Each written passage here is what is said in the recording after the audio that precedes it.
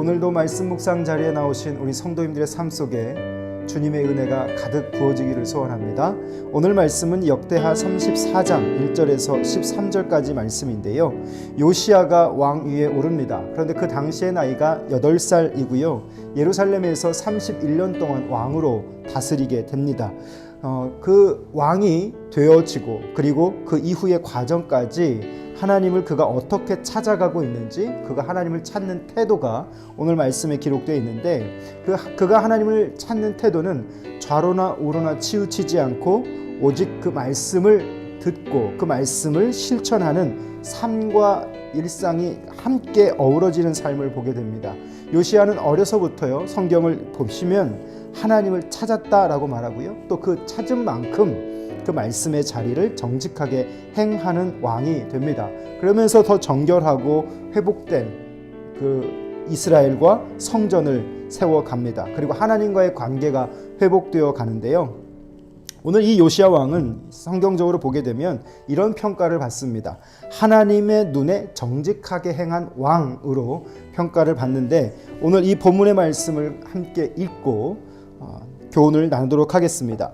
요시야가 왕 위에 오를 때에 나이가 8세라 예루살렘에서 31년 동안 다스리며 여호와 보시기에 정직하게 행하여 그의 조상 다윗의 길로 걸으며 좌우로 치우치지 아니하고 아직도 어렸을 때 곧 왕위에 있은 지 8년에 그의 조상 다윗의 하나님을 비로소 찾고 제 12년에 유다와 예루살렘을 비로소 정결하게 하여 그 산당들과 아세라 목상들과 아로새긴 우상들과 부어 만든 우상들을 제거하여 버리매 무리가 왕 앞에서 바알의 제단들을 헐었으며 왕이 또 그 제단 위에 높이 달린 태양상들을 찍고 또 아세라 목상들과 아로새긴 우상들과 부어 만든 우상들을 빻아 가루를 만들어 제사하던 자들의 무덤에 뿌리고 제사장들의 뼈를 제단 위에서 불살라 유다와 예루살렘을 정결하게 하였으며 또 므낫세와 에브라임과 시므온과 납달리까지 사면 황폐한 성읍들에도 그렇게 행하여 제단들을 허물며 아세라 목상들과 아로새긴 우상들을 빻아 가루를 만들며 온 이스라엘 땅에 있는 모든 태양상을 찍고 예루살렘으로 돌아왔더라. 요시야가 왕위에 있은 지 18째 해에 그 땅과 성전을 정결하게 하기를 마치고 그 하나님 여호와의 전을 수리하려 하여 아살랴의 아들 사반과 시장 마아세야와 서기관 요하스와 아들 요아를 보낸지라. 그들이 대제사장 힐기야에게 나아가 전에 하나님의 전에 헌금한 돈을 그에게 주니 이 돈은 문을 지키는 레위 사람들이 므낫세와 에브라임과 남아있는 모든 이스라엘 사람과 온 유다와 베냐민과 예루살렘 주민들에게 거둔 것이라. 그 돈을 여호와의 전 공사를 감독하는 자들의 손에 넘기니 그들이 여호와의 전에 있는 일꾼들에게 주어 그 전을 수리하게 하되 그 목수들과 건축하는 자들에게 주어 다듬은 돌과 연접하는 나무를 사며 유다 왕들이 헐어버린 성전들을 위하여 들보를 만들게 하며 그 사람들이 성실하게 그 일을 하니라. 그의 감독들은 레위 사람들 곧 무라리 자손 중 야핫과 오바댜와 그앗 자손들 중 스가랴와 무술람이라. 다 그 일을 감독하고 또 악기에 익숙한 레위 사람들이 함께 하였으며 그들은 또 목도꾼을 감독하며 모든 공사 담당자를 감독하고 어떤 레위 사람은 서기관과 관리와 문지기가 되었더라. 오늘 이 요시야 왕은요, 유다의 역사 속에서 하나님의 눈에 정직하게 행한 마지막 왕이 됩니다.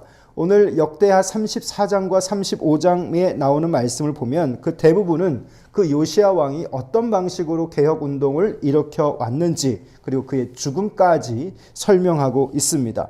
오늘 이 말씀을 보면 특별히 우리가 주목해야 될 부분은 하나님을 그가 찾는 태도가 기록되어 있습니다. 하나님의 말씀을 행동으로 옮기는 그 기본의 자세.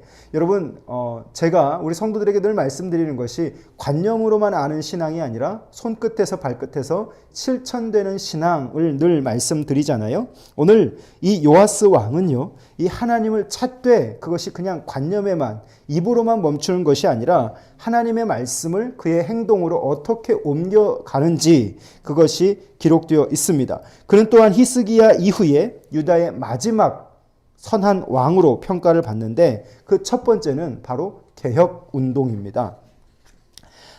요시야가 왕위에 오를 때에 그의 나이가 성경에 보면 8살이었다라고 말합니다. 8살은 그냥 평범한 왕, 그리고 8년까지는 평범한 왕으로 살았습니다. 그런데 그가 16세가 되었을 때 본격적으로 그는 하나님을 인격적으로 만나는 시간을 경험하게 됩니다. 성경을 구체적으로 보면 비로소 하나님을 찾았다라고 하는 표현을 기록하고 있는데, 이 약관의 나이에 본격적으로 하나님을 추구하는 삶, 그러면서 그의 그런 하나님을 찾음으로 인하여서 나타나는 행동이 바로 개혁이라고 하는 것이죠. 점차 어떤 정치적 힘이 그 안에서 성장해 나아갈 때 하나님은 그를 사용하셔서 그에게 큰 일을 품는 것보다, 어떤 나라를 온전하게 해가는 그것보다 더 중요한 건 하나님으로 하여금 그가 온전하게 하나님을 추구하는 삶을 살게 되는 것이죠. 성경은 그의 한 부분 한 부분을 설명하면서 오늘 그가 어떤 과정으로 하나님 앞에 그 자세와 태도를 마련해 가고 있는지 보여주고 있습니다. 저는 이 본문을 보면서 이런 생각을 해봅니다. 우리가 어떤 일을 할 때에 큰 일을 품는 것보다 더 중요한 건 그 일을 향한 어떤 방향성을 가지고 가는가. 이런 말이 있잖아요. 속도보다 방향이 중요하다라고 하는 말이죠. 오늘 이 요시야는요, 왕이 되고 그 왕이 점차 한 해 한 해 쌓여져 가면서 그가 어떤 자세와 태도로 그 왕 위에 있었는가를 성경은 점진적으로 보여주고 있는데, 오늘 이 요시야 왕은 결국 큰 일을 하기보다는 하나님을 향한 바른 방향성을 가지고 한 해 한 해 착실하게 성장해 가고 있는 모습을 상상해 볼 수 있습니다. 사랑하는 성도 여러분, 우리는 어떤 일을 할 때 내 이름이 알려지기 바라고 인정받기 바라고 또 그런 어떤 공치사들이 내 안에 들려지기를 바라지만, 오늘 그런 업적을 우리가 남기는 것보다 더 중요한 것은 내가 그런 모든 인생의 과정 속에서 하나님을 만나고 그분을 통해서 내가 어떻게 하나님을 하나님 되게 대접하고 살아가고 있는가, 하나님을 높이고 있는가. 오늘 이 본문을 통해서 우리 성도님들이 여러분의 삶의 방향성을 한번 더 재검토해보는 그런 시간이 됐으면 좋겠습니다. 속도보다 더 중요한 건 내가 하나님을 향해 어떤 방향성을 가지고 이 묵상의 자리에 있고 이 묵상을 듣고 있으며 오늘 내가 신앙생활을 하고 있는지 점검해 볼 수 있는 시간 될 수 있기를 바랍니다. 자, 그런데 이 요시야 왕이 이제 개혁을 시작하면서 하나님과 바른 태도를 갖게 되잖아요. 그런데 그 이후부터 이제 개혁을 추구해 나가기 시작합니다. 유다의 개혁은요, 요시야 한 사람의 개혁이 아니었죠.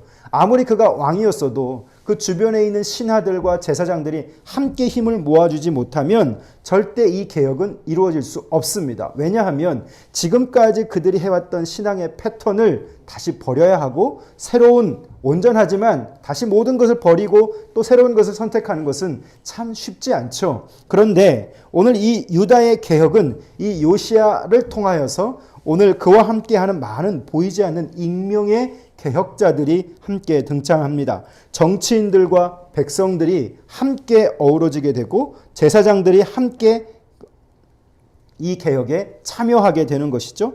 우상숭배, 이것은 경배의 대상이 바뀐 것이잖아요. 그 우상숭배를 즐겨하던 자들이 이제 참 하나님으로 경배의 대상을 바꾸는 작업, 이게 명령으로만 이루어질 수 없는 과정이기 때문에 우리는 이 개혁과 또 우상 숭배와 또 하나님을 온전히 섬기는 그 과정을 좀 깊이 상상해 볼 필요가 있을 것 같습니다. 특별히 종교 지도자들, 우상과 함께 생각했던 자들, 그러나 이제 그들이 모든 것을 뒤로하고 각자 자기의 자리에서 왕의 명령에 따라서 왕의 개혁을 잘 수행할 수 있는 익명의 돕는 자들, 그들이 되었다라고 하는 것이죠. 결국 그들의 순종이 있었기 때문에 오늘 요시야 왕의 개혁은 성공할 수 있었는데요. 하나님이 주시는 이 정당한 권위에 순종하는 것이 어떤 파급의 영향력이 나타나는지 우리는 생각해 볼 수 있습니다. 자, 그리고 오늘 요시야는 그 개혁을 시작하되 어떻게 했는가? 철저하게 진행합니다. 여러분, 참 개혁, 우리는 개혁주의 아닙니까? 개혁주의 아닙니까? 참 개혁은 바로 무엇이냐면 부수는 일과 세우는 일이 조화가 되어질 때 참 개혁이 되어집니다. 뒤돌아보지 않고 과거의 것을 미련을 두지 않고 앞의 것을 향해서 그 부르심의 상을 향해 쫓아갈 수 있는 그 꾸준함, 오늘 이 미련을 두지 않는 이 철저한 개혁으로 인해서 오늘 유다뿐만이 아니라 이스라엘까지 이들은 철저히 단호하게 새로운 창조의 개혁으로 나아가게 됩니다. 오늘 말씀을 보면서 우리는 참 많은 것들, 특별히 우리의 신앙적 삶을 좀 되돌아볼 수 있는데요. 권력이 있다 그래서 그 권력자들이 모든 것을 다 할 수 있는 것은 아닙니다. 권력이 바로 서 있을 때 그 권력은 엄청난 선한 영향력을 나타내게 되는 것이죠. 그 권력을 나타낼 때 첫 번째 이 요아스 왕은 하나님을 만났다라고 하는 교훈이 있습니다. 이 하나님을 만남으로 인해서 그의 신앙적 자세와 태도, 그리고 조금씩 그가 하나님을 향한 방향성을 구체화해 가면서 오늘 그의 개혁은 높여지게 된 것이죠. 사랑하는 성도 여러분, 개혁에는 두 가지가 있다라고 얘기합니다. 첫 번째는요, 흔들 깃발이 있어야 하고, 두 번째는 그 개혁을 함께 노래해 줄 수 있는 군중이 있어야 한다라고 말합니다. 함께 부를 노래가 있어야 되는 것이죠. 사랑하는 성도 여러분, 오늘 요시야가 흔들 깃발은 하나님을 향한 바른 태도였습니다. 그리고 오늘 무명의 그와 함께하는 많은 신하들과 제사장들과 백성들이 그와 함께 한 하나님을 노래했다라고 하는 것입니다. 온 백성이 그렇게 참여하게 된 것이죠. 그 개혁은 철저하게 이루어졌습니다. 그냥 눈 감아주고 그냥 익스큐즈 해주는 그런 정도가 아니라 철저하게 제거되고 과거가 청산되며 온전한 그 방향성을 향해 모두가 다 하나 되어서 나갔다라고 하는 것입니다. 모든 것이 가루가 되고요. 부서지고 부정해진 모든 것들은 온전하게 성결되어진 철저한 과정을 겪게 됩니다. 하나님을 만난 이후에 요시야는 신앙적으로 성숙해지고 또 분별력이 생기고 용기 있는 왕으로 서게 되고 또 그와 함께하는 많은 백성과 일꾼들은 그 올바른 방향성을 향해서 함께 그 길을 나아가고 있는 것이죠. 저는 여기에서 이 시대의 교회의 위기도 보면서 또한 그 교회의 대안도 바라봅니다. 사랑하는 성도 여러분, 우리가 말씀을 묵상하면서 하나님과의 대면하고 또 하나님과 개혁되는 그런 시간이 날마다 쌓아질 수 있기를 바랍니다. 그것이 우리의 방향성이 되어야 하겠죠. 하나님을 만날 때 우리는 우리의 자신의 현 주소를 깨닫게 됩니다. 그리고 내가 해야 할 일이 무엇인지 우리 인생을 끊임없이 점검하게 되는 것이죠. 오늘 요시야가 단호하고도 철저한 개혁에 나아갈 수 있었던 것은 무엇인가? 첫 번째 저는 그것이 그 인생의 방향성, 하나님을 만남으로 인해 결정되는 것이고, 두 번째는 그를 따르는 자들과의 협력입니다. 사랑하는 성도 여러분, 오늘 여러분의 삶에도 개혁이 일어나길 바라고 변화가 일어나기를 바랍니다. 좀 더 성숙해지고 좀 더 온전해지고 좀 더 하나님을 향한 방향성으로 세워져 갈 수 있는 귀한 하루 될 수 있기를 바라고요. 특별히 오늘 하루도 여러분 개혁되는 하루 살 때 여러분도 흔들 깃발, 그 주님이 주시는 은혜의 깃발을 흔들 수 있기를 바라며 또 이것을 함께 부를 수 있는 노래, 그것이 우리 공동체 안에서 영위될 수 있는 귀한 그런 은혜의 삶의 방향성이 우리 가운데 있어지기를 주님의 이름으로 부탁드립니다. 기도하겠습니다. 살아계신 우리 아버지 하나님, 오늘 요시야 왕의 삶의 방향과 태도를 바라보면서 우리는 우리의 삶의 방향과 태도를 어떻게 나아가고 있는지 점검할 수 있기를 원합니다.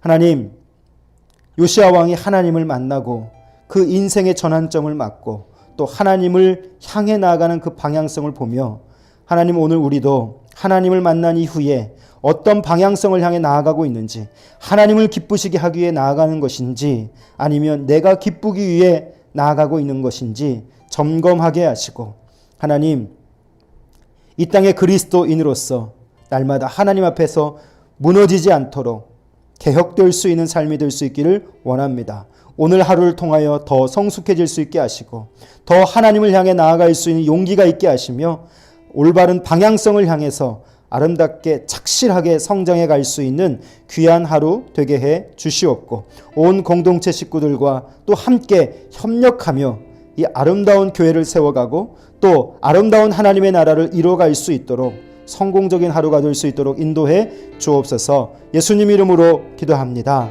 아멘. 사랑하는 성도 여러분, 이런 말이 있습니다. 일상이 쌓여서 일생이 됩니다. 내가 하나님의 말씀 앞에서 어떤 일상을 사느냐에 따라서 오늘이라고 하는 이 시간은 우리의 일생을 결정하게 될 겁니다. 오늘 하루 여러분의 일상이 여러분의 일생인 것을 기억하시고 말씀 앞에서 철저히 방향성을 가지고 살아갈 수 있는 귀한 하루 될 수 있기를 주님의 이름으로 축복합니다. 감사합니다.